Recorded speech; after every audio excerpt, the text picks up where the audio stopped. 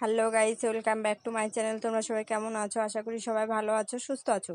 তো আজকে বন্ধুদেরকে দারুণ একটি ফল দেখাতে চলেছি। তো চলো বন্ধুরা, দেখতে থাকো। তো এইদিকে দেখো কি সুন্দর ফল, একদম গাছ পাকা ফল ছিঁড়ে নিয়ে চলে এসেছি দুটো। এইদিকে পেকে একদম হলুদ হয়ে গেছে, খুব সুন্দর লাগছে দেখতে। এই যে দেখো, দুটোই পেকে গেছে। আর এইদিকে এই ফলগুলো এখন আমি ফাটিয়ে নিব। এই যে দেখো কি সুন্দর হয়েছে ফাটানোর পর, দেখতে এত সুন্দর লাগছে যে খেতেও আরো দারুণ টেস্টি লাগে।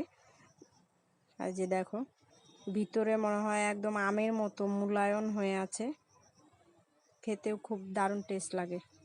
তো এই দিকে দেখো, কিছু বিচি বের করে দিয়েছি। আর এই যে দেখো, পিস পিস করে রেখেছি। তো এই ফলগুলো আমরা তো ডো ফল বলি, তোমরা কে কি বলো কমেন্টে জানিও। আর এইদিকে দেখো কতগুলো বিচিও বের করে নিয়েছি। আর এই যে দেখো কি সুন্দর লাগছে দেখতে।